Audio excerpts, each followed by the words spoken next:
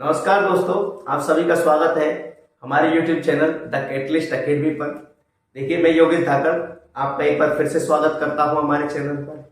देखिए, हम बात कर रहे थे बायोलॉजी के बारे में बात कर रहे थे और बायोलॉजी में हमने बायोलॉजी का बेसिक इंट्रोडक्शन जो था वो इससे पहले अपन ने जान लिया था। इससे पहले वाला वीडियो जिसने नहीं देखा हो वो जाकर देख सकता है, प्लेलिस्ट में आपको मिल जाएगा। ठीक है, अब देखिए बायोलॉजी के बारे में बात कर रहे थे जिसमें अपन ने बायोलॉजी का जनरल इंट्रोडक्शन जो था कि भाई बायोलॉजी टर्म जो होता है उसका मीनिंग क्या होता है। ठीक है, उसके बाद अपन ने बॉडी ऑर्गेनाइजेशन के बारे में देखा था कि बॉडी जो होती है सबसे पहले सेल, सेल के बाद आपका टिश्यू आया था, टिश्यू के बाद आपका टिश्यू सिस्टम, उसके बाद ऑर्गेन्स, ऑर्गेन सिस्टम और देन लास्ट में आपकी बॉडी। उसी के बेसिस पर आपको बताया था कि भाई स्टडी ऑफ सेल, साइटोलॉजी। उसके बाद आप क्या पढ़ोगे, मॉर्फोलॉजी पढ़ोगे जिसको आप बोलते हो स्टडी ऑफ एक्सटर्नल स्ट्रक्चर। उसके बाद आप एनाटॉमी पढ़ोगे, स्टडी ऑफ इंटरनल स्ट्रक्चर। उसके बाद आप फिजियोलॉजी पढ़ोगे। फिजियोलॉजी के बाद एक और आपकी शुरू स्टार्टिंग में ही आती है, हालांकि वो लास्ट में पढ़ने की होती है मेरे हिसाब से, तो टैक्सोनॉमी जिसको बोलते हो, टैक्सोनॉमी, जिसमें आप बायोलॉजिकल क्लासिफिकेशन के बारे में जानते हो लिविंग्स के।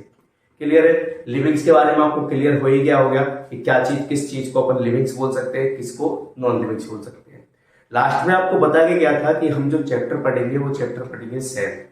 ठीक है ना, सेल जिसका नाम जो है सेल कोशिका जीवन की इकाई, इसी को बोलते हैं सेल, यूनिट ऑफ लाइफ। याद रखना बेटा, यहां से सेल जो है आपका एक तो सेल, ठीक है ना, सेल जो है, उसके बाद आपका बायोमोलिक्यूल, बायोमोलिक्यूल और देन आपका सेल डिवीजन, सेल डिवीजन। यहां से याद रखना आपके 5 से 6 क्वेश्चन आते हैं आपके नीट में, ये चीज आप याद रखना जरूर।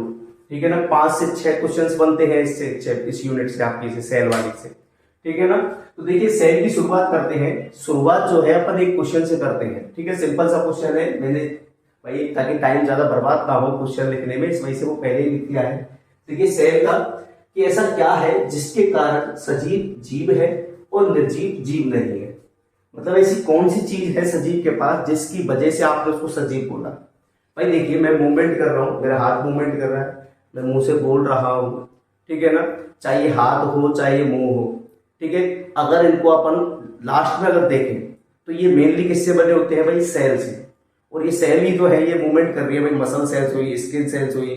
ठीक है, आ रही है बस समझ में। तो मतलब जिसके पास सेल अगर प्रेजेंट है, जिसके पास भाई सेल यदि प्रेजेंट है, उसको अपन ने क्या बोला, उसको क्या बोला, सजीव। और जिसके पास सेल जो है वो एब्सेंट है, उसको अपन ने क्या बोला, निर्जीव। कुल मिलाकर अपन बोल सकते हैं कि कोशिका या सेल की उपस्थिति ही क्या कहलाएगी, सजीव को क्या बनाएगी, सजीव बनाएगी, और निर्जीव को निर्जीव बनाती है। किसकी, कोशिका की अनुपस्थिति। क्लियर है बात? ठीक है, क्वेश्चन आपके आगे होगा, एनसीईआरटी में है, स्टार्टिंग में ही लिखा हुआ है। क्लियर है, चैप्टर शुरू होते ही। उसके बाद आता है कि भाई सेल होता क्या है। ठीक है, एक डेफिनेशन देख लेते हैं अपन सेल की। उसके बाद देखिए, उससे पहले देखिए, सबसे पहला आपका टर्म आता है साइटोलॉजी। ठीक है ना, study of cell and cellular structure.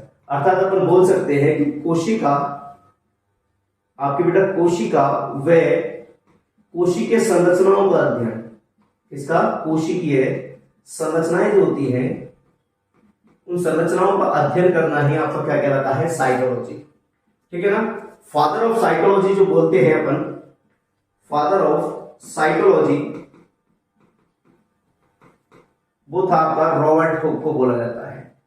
Robert Hooke के बारे में हम फिर से एक बार और बात करेंगे आगे।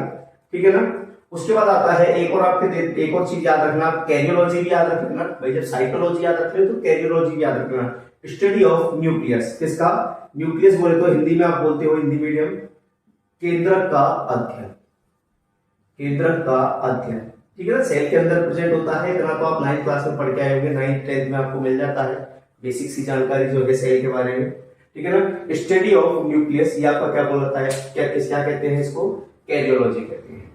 अब दूसरी बात करते हैं कि भाई जो लिविंग्स जो होते हैं, ठीक है ना, लिविंग्स जो होते हैं वो कितने टाइप के होते हैं। मैं केवल किसके बेसिस पे बताऊंगा, अभी मैं बताऊंगा on the basis of number of cell, मतलब कुल मिला के कोशिकाओं की संख्या के आधार पर।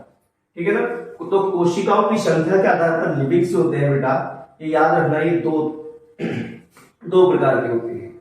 एक आता है आपका यूनिसेलुलर, जिसको बोलते हो आप एक कोशिकीय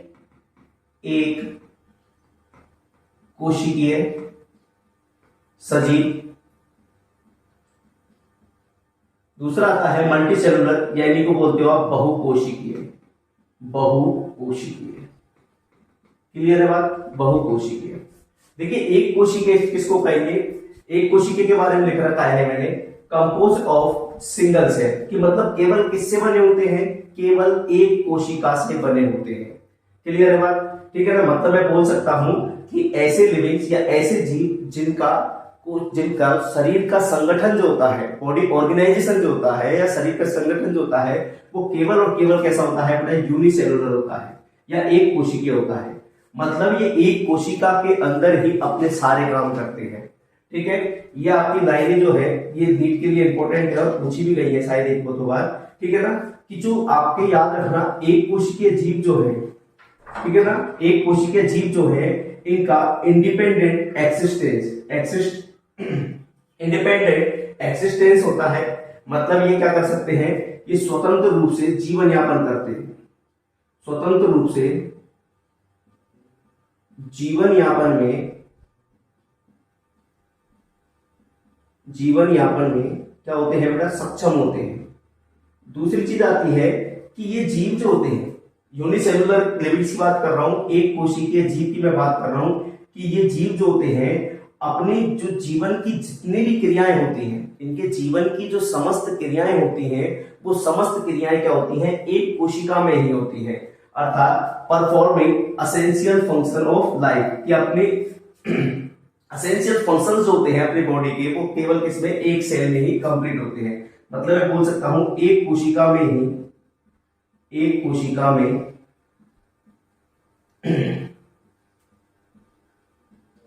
सभी कार्य जो होते हैं वो संपन्न होते हैं। चाहे वो उसका क्या हो, चाहे वो पाचन हो, चाहे श्वसन हो, ठीक है, वो सभी चीजें, चाहे उनका चाहे रिप्रोडक्शन हो, ठीक है ना। और याद रखना आपकी यूनिसेलुलर जो ऑर्गेनिजम्स जो होते हैं या एक कोशिकीय जीव जो होते हैं, इनमें मेनली क्या मिलता है बेटा? आपका एसेक्सुअल रिप्रोडक्शन।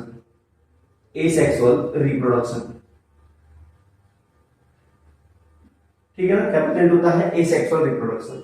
उसके बाद दूसरा आता है मल्टीसेलुलर, कि भाई सिंपल सी बात है, कंपोज ऑफ मेनी सेल्स, कि आपका इनका कोशिका, इनका शरीर का संगठन जो होता है वो कैसा होता है? कई कोशिकाओं से मिलकर बना होता है। क्लियर है बात? यहां तक आ गई बात आपके समझ में?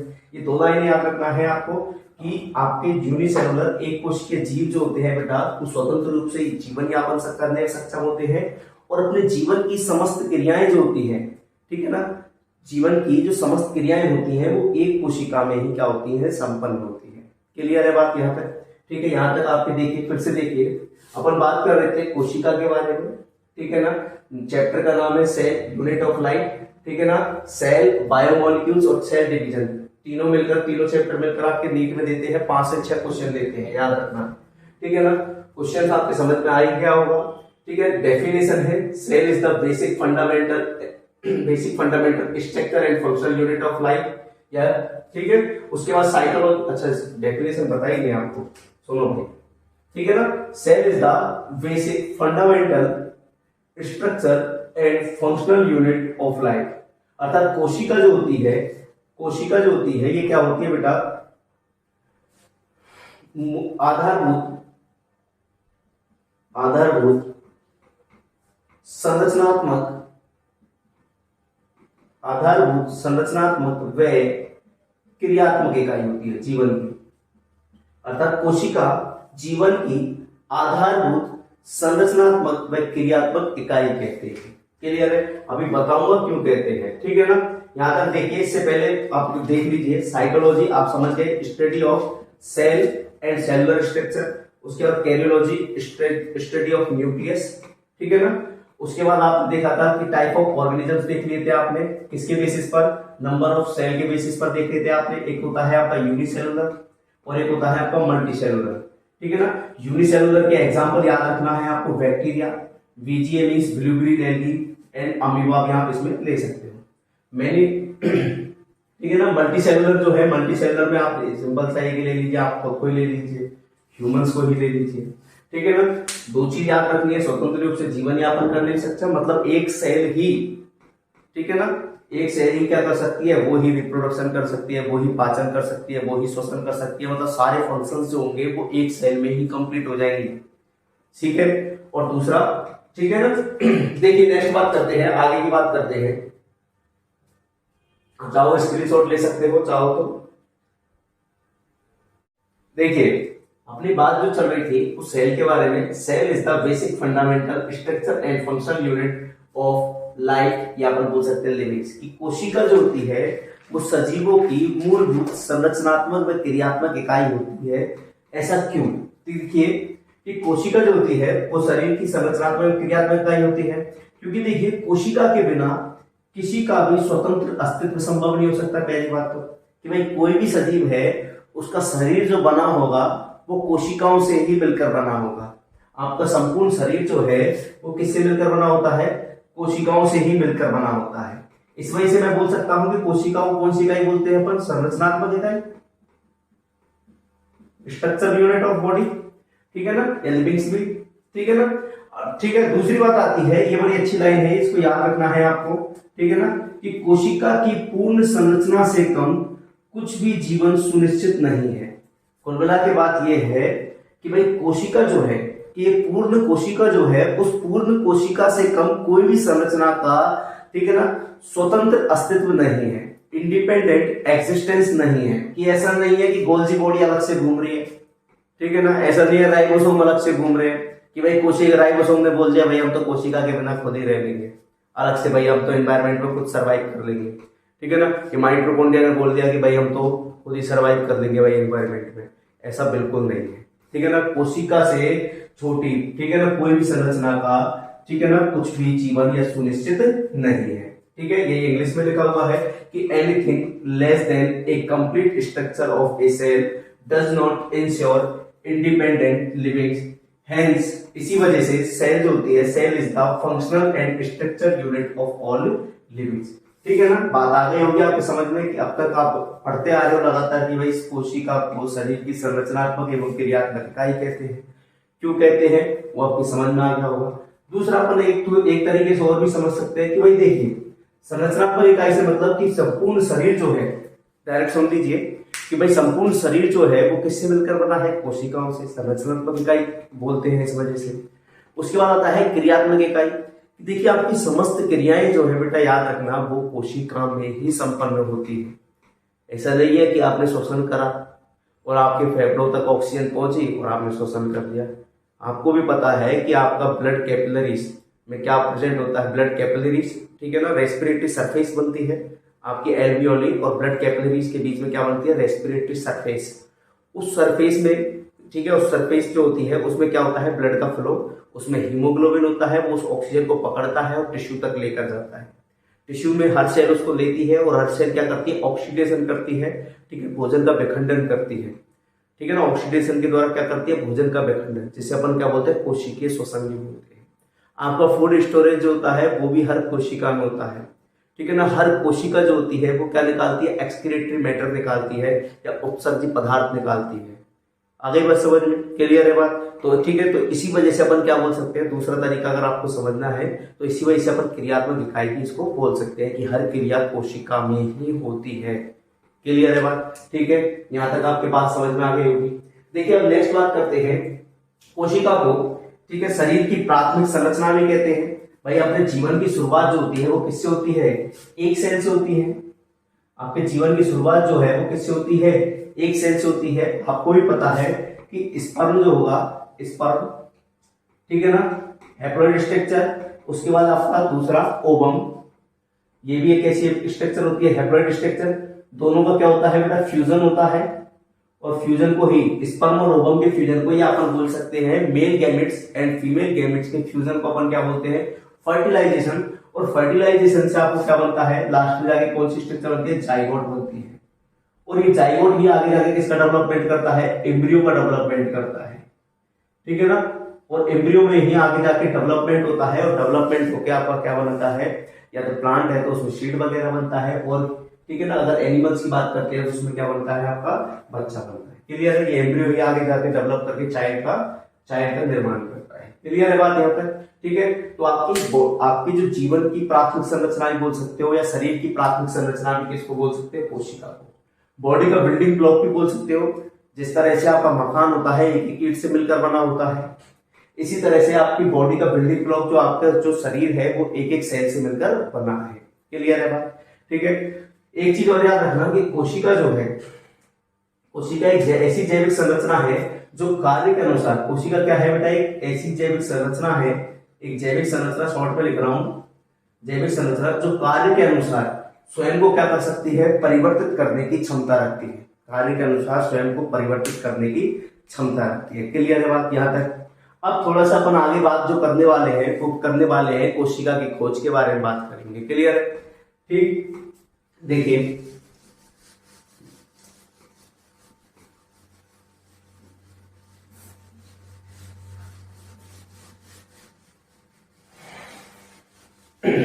देखिए सबसे पहले सन 1665, सबसे पहले बात करते हैं अपन सन 1665 की बात करते हैं।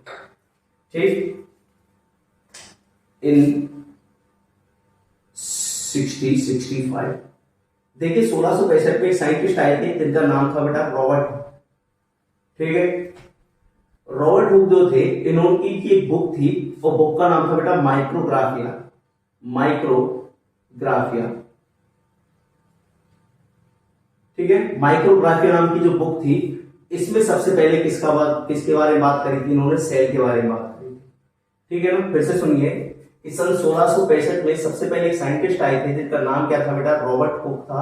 और रॉबर्ट हुक ने, इनकी बुक थी और बुक का नाम क्या था? माइक्रोग्राफिया। इस माइक्रोग्राफिया नाम की बुक में किसको? सेल के बारे में बताया। थोड़ा सा सेल के बारे में बताया क्या था? इन्होंने देखिए करा क्या था वो देखिए हम, कि इन्होंने ओक प्लांट जो होता है आपका, ओक प्लांट, ओक का जो पादप होता है, ठीक है, इस ओक प्लांट से क्या लिया था बेटा? कोर। कोर कोई लकड़ी का टुकड़ा एक तरह से, ठीक है ना, कोर लिया था। इस कोर का इन्होंने क्या काटा? सेक्शन काटा। ठीक है ना, सेक्शन मतलब समझते हो ना, पतली पतली, जिस तरह से इस तरह से पतले पतले क्या करके टुकड़े करे। और इसको टुकड़े करने के बाद इन्होंने स्वयं निर्मित सूक्ष्मदर्शी जो था, स्वयं निर्मित सूक्ष्मदर्शी, माइक्रोस्कोप, सूक्ष्मदर्शी, सेल्फ मेड माइक्रोस्कोप, सूक्ष्मदर्शी से इन्होंने क्या देखा? इसका ऑब्जर्वेशन किया। ठीक है ना, ऑब्जर्वेशन किया। और ऑब्जर्वेशन करके इन्होंने एक स्ट्रक्चर देखी, किस तरह से? इस तरह से आप व्यंजन बना दो कुल मिला के, ठीक है ना, इस तरह से स्ट्रक्चर्स देखी।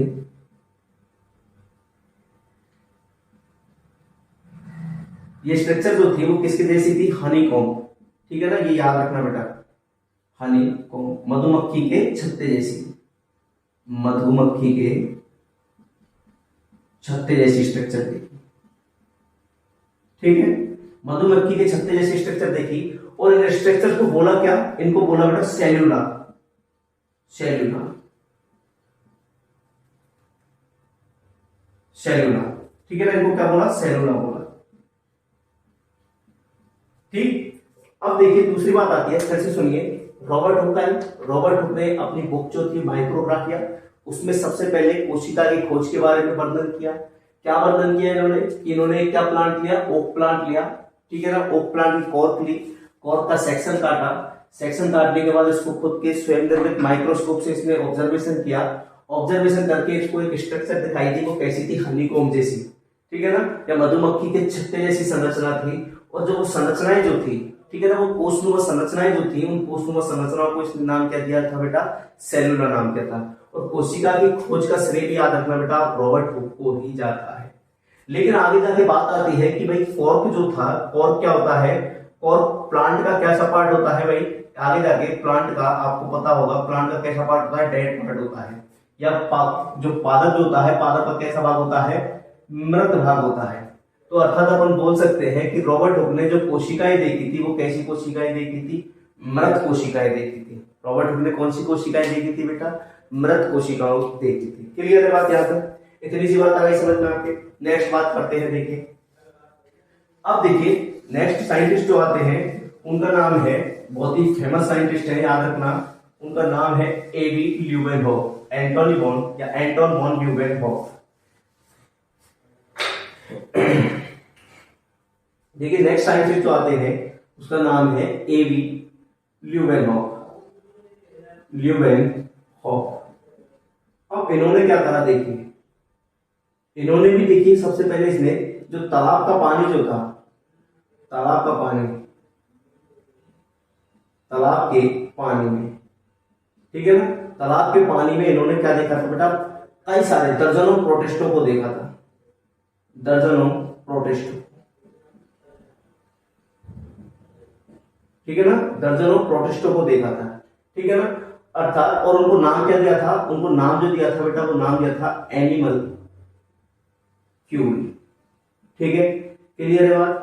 अब देखिए आपको भी पता है कि प्रोटिस्ट, दर्जनों प्रोटिस्टों को देखा था, अर्थात मैं बोल सकता हूं कि एक तरह से अगर वास्तव में देखा जाए कि वास्तविक रूप से कोशिका की खोज का श्रेय जो जाता है वो एंटोनी वॉन ल्यूवेनहॉक को ही जाता है, क्योंकि इन्होंने ही सबसे पहले जीवित कोशिका को देखा था, सबसे पहले जीवित कोशिका को, ठीक है ना, जीवित कोशिका को देखने का श्रेय जो जाता है, खोज का श्रेय जो जाता है वो किसको जाता है, एंटोनी वॉन ल्यूवेनहॉक।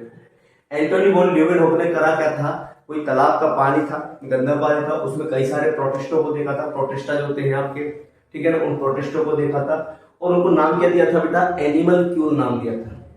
आगे जाके यही वो एंटोनी वॉन ल्यूवेनहॉक है जिन्होंने बेटा माइक्रोस्कोप में कुछ मॉडिफिकेशन किए थे, माइक्रोस्कोप में कुछ किए, क्या किए थे, मॉडिफिकेशन या सुधार किए थे, ठीक है ना, और इसी को ही, यही वो एंटोनी वॉन ल्यूवेनहॉक है जिन्हें अपन क्या बोलते हैं, फादर ऑफ माइक्रोबायोलॉजी, माइक्रोबायोलॉजी, ठीक है। यही साइंटिस्ट है जिन्होंने आपकी बॉडी में स्पर्म की खोज करी थी, यही जो साइंटिस्ट है इन्होंने आरबीसी के बारे में भी इन्होंने बताया था, ठीक है ना। आगे बस यही साइंटिस्ट है जिन्होंने बैक्टीरिया के बारे में भी बताया था, बैक्टीरिया की खोज का श्रेय भी किसको जाता है, आपके एंटोनी वॉन ल्यूवेनहॉक, क्लियर है बात। एंटोनी वॉन ल्यूवेनहॉक बड़ा ही काम का साइंटिस्ट है, देखो बड़ा ही दिमागदारी आदमी था, ठीक है ना।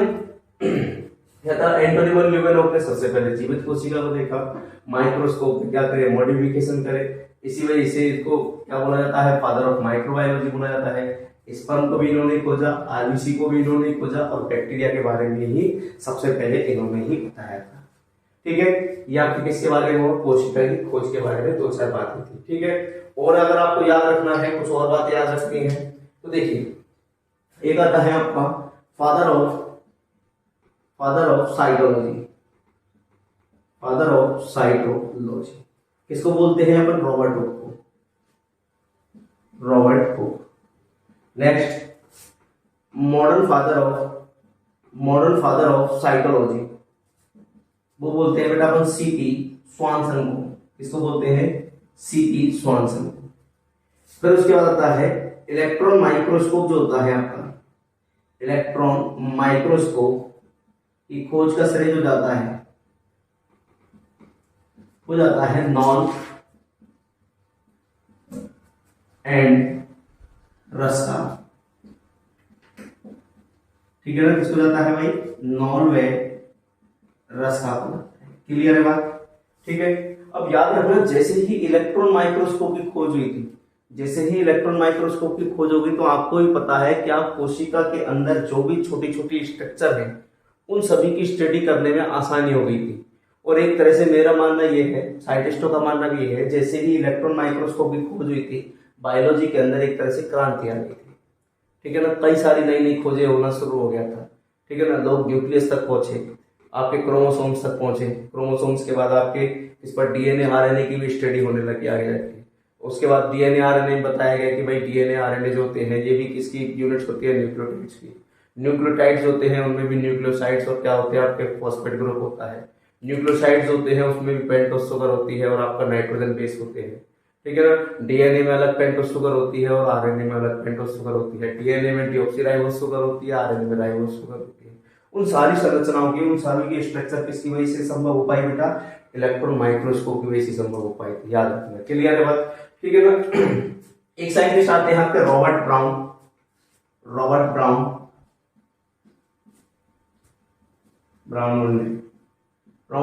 इन्होंने भाई केंद्रक की खोज करी थी, ठीक है ना। केंद्रक की खोज जो करी थी किसने करी थी, आपके मिस्टर रॉबर्ट ब्राउन के द्वारा की गई थी, ठीक है। और आगे जैसे जैसे अपन कोशिका के बारे में पढ़ते चलेंगे तो आपको आगे और साइंटिस्टों के बारे में एक साथ आपको बताने की जरूरत नहीं है, जैसे जैसे चीजें आती जाएंगी आपको आगे आगे साइंटिस्टों के नाम आते जाएंगे। क्लियर है बात यहाँ तक? ठीक है, कोई समस्या है? कोई समस्या नहीं होनी चाहिए, आप चाहो तो कमेंट कर सकते हो, कोई भी आपको समस्या हो तो। अगर भाई देखिए आपका जो नेक्स्ट टॉपिक आता है वो आता है बेटा कोशिका सिद्धांत, या इसी को बोलते हैं सेल थ्योरी। ठीक है ना? इसमें देखिए दो साइंटिस्ट आपको याद रखने हैं, एक तो मैथियस स्लाइडेन है ना, और एक आपको याद रखना है बेटा थियोडोर स्वान याद रखना है। ठीक है, स्लाइडेन एवं स्वान को याद रखना है। अब देखिए मैथियस स्लाइडेन की थोड़ी सी बात करते हैं। मैथियस स्लाइडेन जो थे ये कौन थे बेटा? एक जर्मन बॉटनिस्ट थे, जर्मन बॉटनिस्ट।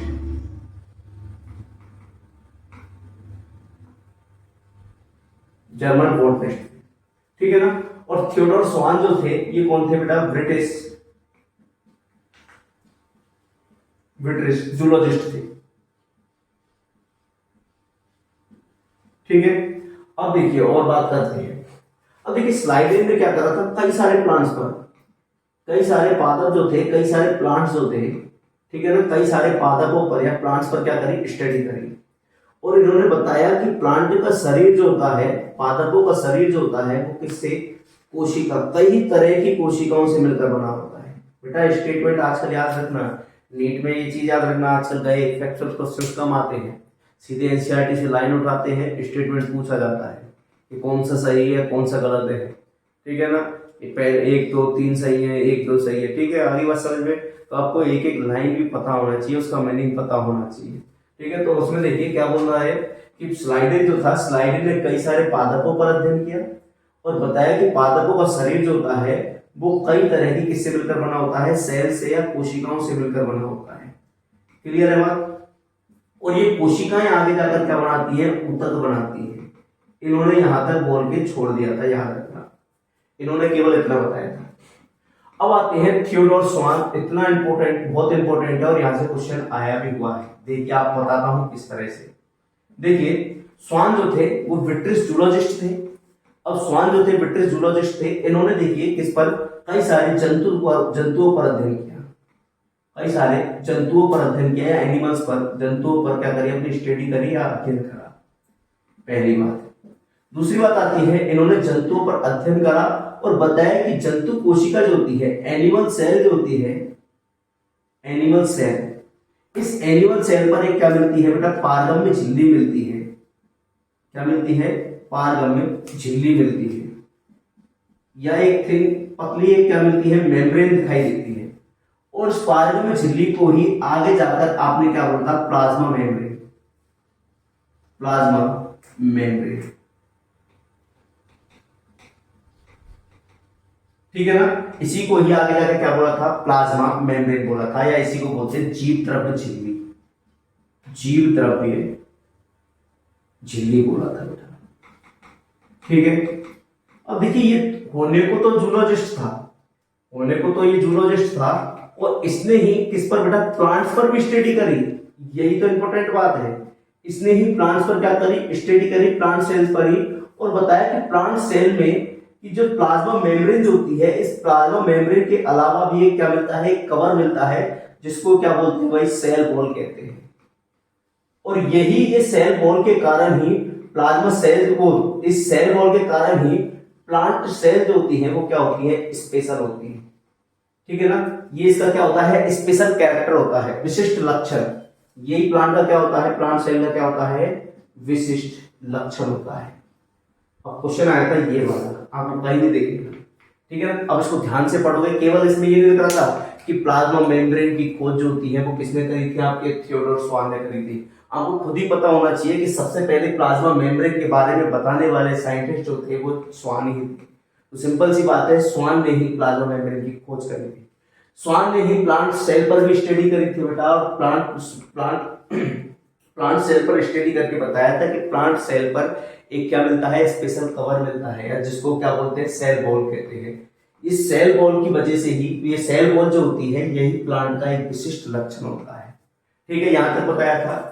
और इन्होंने केवल दोनों ने मिलकर क्या दी थी? फिर दोनों ने मिलकर, इसने बोला भाई मैं अकेला दूंगा, और यही बात ये बोल रहा है, तो इन्होंने बोला दोनों मिलकर एक दे देते हैं, और इन्होंने आगे जाके क्या दी थी? सेल थ्योरी दी थी।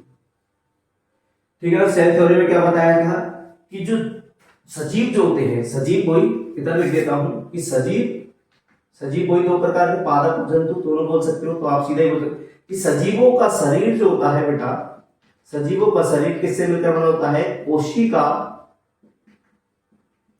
तथा कोशिका के अवयवों से, कोशिका के अवयवों से मिलकर बना होता है। ठीक है ना। कोशिका तथा कोशिका, ये मत पूछना कोशिका के अवयव किसे कहते हैं। ठीक है ना। बच्चा जानता है, छोटा लाला जानता है हमारा घर में तो छोटा सा। ठीक है ना। हाँ, कोशिका के अवयव किसको बोलते हैं? वही ऊतक वगैरह, वो सारी चीजें जो मतलब कोशिका से मिलकर बनी होती है। ठीक है ना। तो सजीव जो होते हैं, सजीवों का शरीर जो होता है वो कोशिका तथा कोशिका के अवयवों से मिलकर बना होता है। अब लेकिन ये कोशिका सिद्धांत जो था वो एक चीज को समझाने में असफल रहा। वो बात ये थी कि ये बताने में असफल रहा कि नई कोशिकाओं का निर्माण कैसे हुआ। ठीक है ना। इस सिद्धांत को आगे जो बढ़ाया कि भाई नई कोशिकाओं का निर्माण कैसे हुआ, उस चीज को बताने के लिए एक साइंटिस्ट आए थे जिनका नाम था बेटा बिरचो। बिरजू नहीं, बिरचो, बिरजू महाराज समझ लो, रुडोल्फ बिरचो। वैसे तो रुडोल्फ बिरचो के साथ साथ बेटा याद रखना, अगर आप आगे पढ़ोगे कभी बीएससी वगैरह में तो याद रखना रुडोल्फ बिरचो के साथ एक और नाम जोड़ा जाता है जिसका नाम है नागेली। ठीक है ना। दोनों ने मिलकर दिया था। ठीक है ना। अब इन्होंने क्या बताया था, देखिए इन्होंने क्या बताया था, इन्होंने जो आपकी सेल थ्योरी थी, सेल थ्योरी को आगे बढ़ाया और मॉडर्न सेल थ्योरी थी, और मॉडर्न सेल थ्योरी बताया था कि नई कोशिकाओं का निर्माण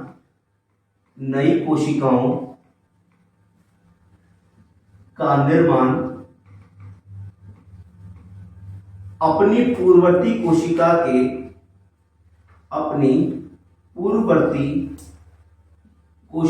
के विभाजन से होता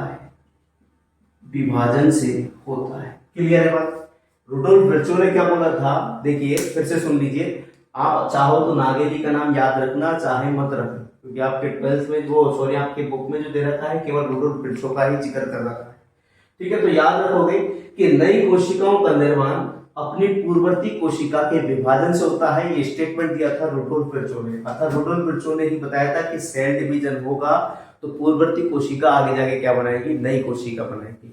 इसी को ही क्या बोला था आपके मॉडर्न सेल थ्योरी बोला था। क्लियर है बात। आपने समझ गए होंगे। अपन बात कर रहे हैं किसी कोशिका सिद्धांत की बात कर रहे हैं। कोशिका सिद्धांत में ठीक है, कोशिका सिद्धांत किसने दिया था? आपके स्लाइडेन ने और स्वान ने दिया था। ठीक है ना। स्लाइडेन स्वान ने दिया था। स्लाइडेन जो थे वो याद रखना है आपको, कौन थे? ये बॉटनिस्ट थे, जर्मन बॉटनिस्ट थे, ये आपसे पूछा जा सकता है। थियोडोर स्वान जो थे ये कौन थे?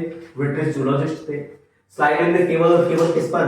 कई पादपों पर अध्ययन किया और क्या बताया, ये स्टेटमेंट याद रखना है कि पादपों का शरीर कई तरह की कोशिकाओं से मिलकर बना होता है और ये कोशिकाएं आगे जाकर क्या बनाती हैं? ऊतक बनाती हैं। इसी तरह से आपके ब्रिटिश जूलॉजिस्ट जो थे जिसका नाम था स्वान, इन्होंने क्या करा था बेटा? एनिमल सेल पर अध्ययन किया। ठीक है ना। एनिमल सेल पर अध्ययन किया और बताया कि एनिमल सेल पर एक क्या मिलती है? एक पतली झिल्ली मिलती है, एक पतली सी कवरिंग मिलती है, जिसको आगे जाके क्या बोला था? प्लाज्मा मेम्ब्रेन बोलते हैं अभी वर्तमान में, या हिंदी बोलते हैं जीवद्रव झिल्ली। तो जीवद्रव झिल्ली की खोज का श्रेय जो जाता है वो किसको जाता है? स्वान को ही जाता है। उसके बाद इन्होंने ही प्लांट पे भी स्टडी करी। ये बस तो जूलॉजिस्ट था, अब ये स्टेटमेंट देने लायक है बिल्कुल बताया था। ठीक है ना। प्लांट पर ही स्टडी करी थी और स्टडी करके बताया था कि सेल वॉल मिलती है प्लांट सेल में, और ये सेल वॉल का पाया जाना पादप कोशिका का क्या है? विशिष्ट लक्षण है। उसके बाद इन्होंने ठीक है, उसके बाद कोशिका सिद्धांत में स्टेटमेंट क्या दिया था कि सजीवों का शरीर जो होता है वो किससे? कोशिका व कोशिका के उत्पादों या अवयवों से मिलकर बना होता है। उसके बाद ये समझाने में क्या असफल रहा कि नई कोशिकाओं का निर्माण किस तरह से होता है, उसको असफल रहा। तो दो लोगों की एंट्री और हो गई। किसका नाम था? एक तो रुडोल्फ बिरचो था और एक नागेली था। आप केवल याद रख सकते हो, रुडोल्फ बिरचो याद रख सकते हो केवल, कि रुडोल्फ बिरचो ने क्या बताया? नई कोशिकाओं का निर्माण अपनी पूर्ववर्ती कोशिका के किससे होता है? विभाजन से होता है। यहां तक बात है समझ में आपकी? मेरे हिसाब से आपके दिमाग में एकदम बैठ गया होगा। क्लियर है बात? ठीक है ना। अब देखिए इसको कि नई कोशिकाओं का निर्माण अपनी पूर्ववर्ती कोशिका से होता है। इसके लिए इन्होंने एक स्टेटमेंट लाइन से दी थी। लाइन का नाम था किधर देखूं, ओमनिस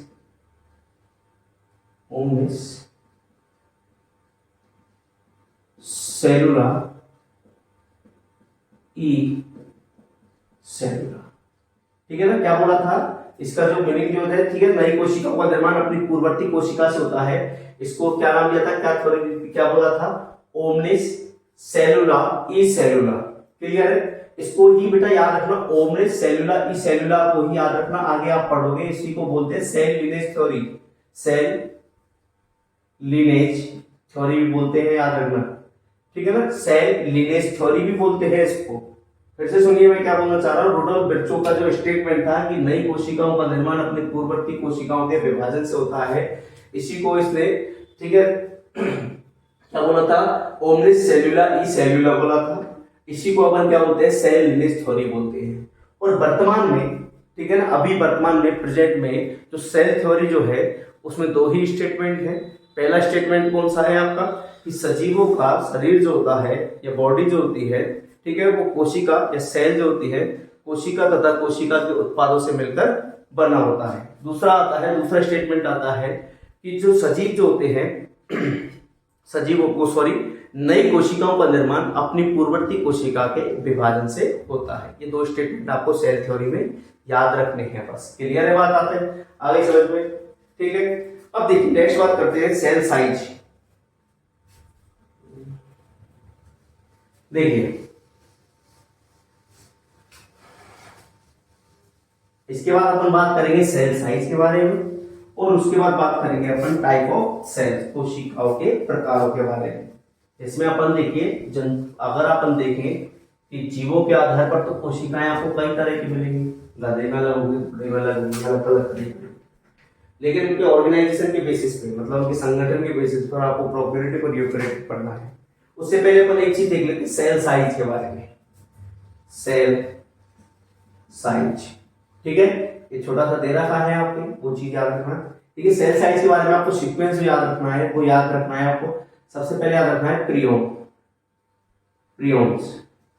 उसके बड़े प्रियोन से बड़ा जो मॉलिक्यूल होता है वो होता है वायरस। ठीक है ना, वायरस से आगे जो आता है बेटा वो आता है, वायरस से बड़ा आता है आपका माइकोप्लाज्मा। माइकोप्लाज्मा के बाद आता है आपका एल्गी।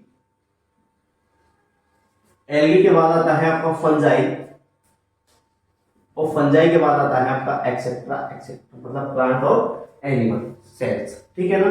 अब देखिए एक टर्म आ रही है बेटा प्रियोन।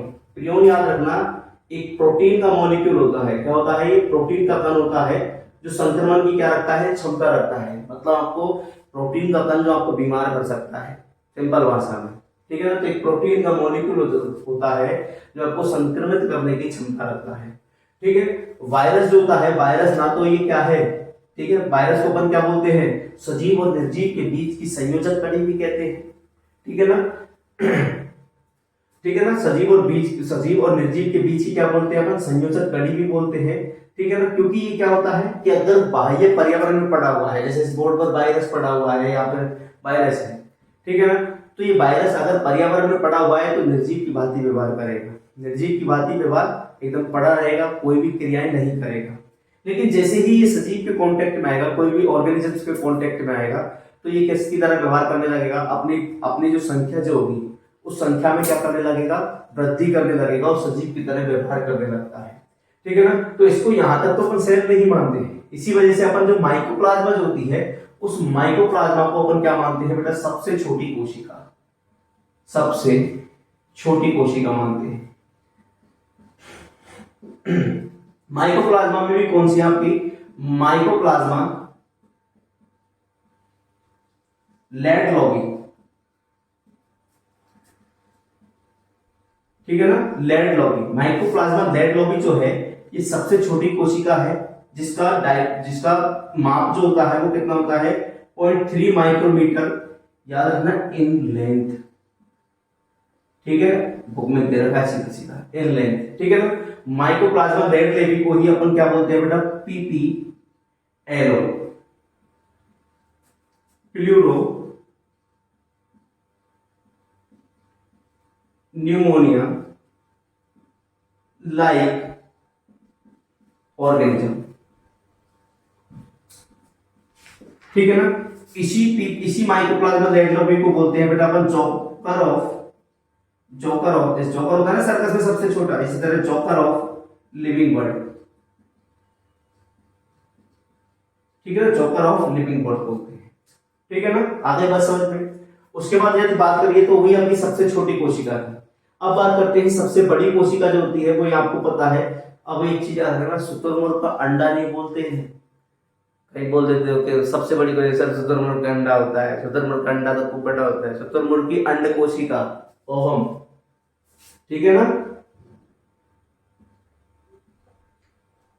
शुतुरमुर्ग जो होता है उसकी कौन सी कोशिका, अंड कोशिका जो होती है, ठीक है ना। एक तरह से मैं बोल सकता हूं ओवम से, ठीक है ना। इसका डायमीटर 150 इंटू 170, ठीक है ना। अब बात करते हैं भाई, आ जाओ सबसे शैतान इंसान मतलब ह्यूमन, मतलब सबसे शैतान जीव ह्यूमंस के बारे में। ह्यूमंस में, ठीक है ना, ह्यूमंस में सबसे छोटी सेल जो होती है वो कौन सी होती है बेटा, स्पर्म होती है। पहले याद रखना स्पर्म, और स्पर्म से थोड़ी सी बड़ी कौन होती है, आरबीसी, जिसकी माप दे रखी है आपके में 5 से लेकर 7 माइक्रोमीटर दे रखी है, 5 से लेकर 7 माइक्रोमीटर दे रखी है, याद रख लेना थोड़ा सा। ह्यूमंस में सबसे बड़ी सेल जो होती है, सबसे बड़ी इसमें ह्यूमंस में सबसे बड़ी सेल जो होती है वो कौन सी होती है आपकी, एक सेल होती है या ओवम होती है, ठीक है ना, ओवम होती है। ह्यूमंस में सबसे लंबी सेल जो होती है वो कौन सी होती है आपकी, तंत्रिका कोशिका, नर्व सेल, तंत्रिका कोशिका जो होती है सबसे लंबी होती है, सबसे लंबी होती है, ठीक है ना। तंत्रिका कोशिका के बारे में दे भी रखा है, ये कैसी होती है, ये बिंबाकार भी हो सकती है, ये घनाभ के जैसी भी हो सकती है, ये आपकी तंतु रूपी भी हो सकती है, और ये आपकी स्तंभाकार भी हो सकती है। मैं पहले बोल रहा हूं, फिर से सुन लीजिए। अगर आपको स्टेटमेंट दे दे कि भाई अगर ये सारे नाम दे दे और इन नामों को एक एक करके अलग अलग करके सेपरेट भी दे दे और पूछ ले भाई कौन सा सही है, तो सारे सही है। कि जो आपकी नर्व सेल जो होती है, नर्व सेल की स्ट्रक्चर जो है ये आपकी कैसी हो सकती है, डिस्क लाइक भी हो सकती है, मतलब बिंबाकार भी हो सकती है, कॉलमनर भी हो सकती है, मतलब स्तंभाकार भी हो सकती है, ठीक है ना, क्यूबॉइडल भी हो सकती है, घनाकार भी हो सकती है, थ्रेड लाइक्स मतलब आपके धागे जैसी भी हो सकती है, और ये अनियमित आकार की भी हो सकती है, ठीक है, याद रख लोगे, क्लियर है बात। अब आती है सबसे लंबी प्लांट सेल। मैं अब केवल मैं प्लांट की बात कर रहा हूं, मैं सबकी बात नहीं कर रहा। प्लांट सेल लॉन्गेस्ट, ये होता है बेटा आपका रेमी फाइबर। कौन सी होती है, रेमी फाइबर होता है, एक पादप होता है जिसको बोलते हैं बोहेमिरिया, ठीक है ना। बोहेमिरिया का पादप होता है जिसमें मिलता है आपका रेमी फाइबर। सबसे लंबी सेल होती है, लगभग 50 सेंटीमीटर लंबी होती है, ठीक है। उसके बाद बात करते हैं सबसे बड़ी शैवाल कोशिका जो होती है वो कौन सी होती है, एसिटोबुलेरिया, एल्गी, ठीक है ना, एल्गी की बात कर रहा हूं। एल्गी में सबसे लार्जेस्ट, ठीक है, एल लिख देता हूं केवल, बड़ी सबसे लंबी सबसे बड़ी कोशिका जो होती है वो कौन सी होती है, एसिटोबुलेरिया, एसिटोबुलेरिया, ठीक है ना। और एक होती है वोकेरिया, वोकेरिया, ठीक है ना। और आपकी जो कवक जो होती है जिनको क्या बोलते हैं, फंजाई, फंजाई में जो लॉन्गेस्ट सेल जो होती है वो कौन सी होती है आपकी, सबसे बड़ी सेल जो होती है वो होती है बेटा राइजोपस, राइजोपस। प्लांट में सबसे छोटी सेल, मैं प्लांट की बात कर रहा हूं, प्लांट में सबसे छोटी सेल जो होती है, सबसे छोटी स्मॉलेस्ट सेल जो होती है वो होती है आपकी माइक्रोसिस्टिस, माइक्रोसिस्टिस, माइक्रो, इधर देखिएगा सिस्टिस, ठीक है ना, कौन सी होगी, माइक्रोसिस्टिस, ठीक है ना। थोड़ी सी कुछ साइजों के बारे में, कोशिका के टाइप्स वगैरह, ठीक है ना। देखिए सेल साइज की बात कर रहे थे अपन, सबसे छोटा अगर मॉलिक्यूल्स की मानी जाए, ठीक है ना, तो सबसे छोटा प्रियोन। प्रियोन क्या होता है बेटा, प्रोटीन होता है, प्रोटीन मॉलिक्यूल्स होता है जो आपको क्या कर सकता है, संक्रमण करने की क्षमता होती है जिसमें, ठीक है ना। एक उसके बाद आता है आपका वायरस, ठीक है, क्योंकि ये लिविंग्स और नॉन लिविंग्स दोनों में आते हैं, याद रखना, ठीक है ना, वायरस। तो इस वजह से इसको भी मैं प्रॉपर सेल नहीं मान रहा हूं। शुरुआत होती है सबसे छोटी सेल की माइकोप्लाज्मा से, सबसे छोटी कोशिका होती है, इसी को अपन बोलते हैं माइक्रो, जो मेन पूरा नाम जो है इसका माइकोप्लाज्मा रेटिकुलम जो है वो सबसे छोटी है, 0.3 माइक्रोमीटर होती है लेंथ में, इसको पीपीएलओ भी बोलते हैं, इसी को जोकर ऑफ लिविंग बर्ड भी बोलते हैं। उसके बाद सबसे बड़ी सेल जो आती है वो शुतुरमुर्ग की अंड कोशिका आती है, ओवम सेल, शुतुरमुर्ग का अंडा मत बोल देना, ठीक है ना। ओवम सेल आती है, अंड कोशिका आती है। अंड कोशिका, ठीक है। उसके बाद आता है ह्यूमंस। ह्यूमंस में सबसे छोटी कोशिका नंबर 1 पर स्पर्म। उसके बाद आरबीसी। आरबीसी में 7.7 माइक्रोमीटर याद रखोगे, 5 से 7 माइक्रोमीटर आप याद रखोगे। सबसे बड़ी ह्यूमंस में सेल जो होती है वो कौन सी होती है, ओवम होती है। सबसे बड़ी ह्यूमंस में कौन सी होती है बेटा, ओवम होती है, ये रहा ओवम। तंत्रिका कोशिका सबसे बड़ी होती है। तंत्रिका कोशिका के बारे में आपको चीज बताई थी, ठीक है ना। डिस्क लाइक भी हो सकती है, क्यूबोइडियल भी हो सकती है, कॉलमनर भी हो सकती है, और ये आपकी कैसी हो सकती है, थ्रेड लाइक्स भी हो सकती है, मतलब धागे जैसी। और ये आपकी एनईए में आकार की इरेगुलर साइज भी हो सकता है इसका, ठीक है। उसके बाद आपको बताया था ये आपकी लॉन्गेस्ट सेल होती है, याद रखना, ह्यूमंस में, ठीक है। उसके बाद आपको बताया था मैंने प्लांट्स में, ठीक है। प्लांट्स में सबसे लंबी कोशिका आपकी होती है रेमी फाइबर होती है, बोहीमेरिया मिलती है। एल्गी जो होता है, एल्गी में सबसे बड़ी कोशिका जो होती है वो एसिटोबुलेरिया और वोकेरिया होती है। और आपकी जो फंजाई जो होती है, फंजाई में कौन सी होती है, राइजोपस।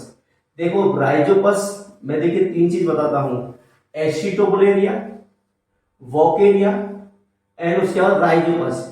इन तीनों के बारे में याद रखना, ये कैसी होती है, पॉलीन्यूक्लियोइड सेल होती है, मतलब ये बहुकेंद्रीय कोशिकाएं होती हैं। मतलब इनकी एक कोशिका में एक से अधिक केंद्र क्या होते हैं बेटा, प्रेजेंट होते हैं, ठीक है। यहाँ तक बात बताई थी आपको, और आपका क्या रह गया था, बस इतना ही था, ठीक है ना।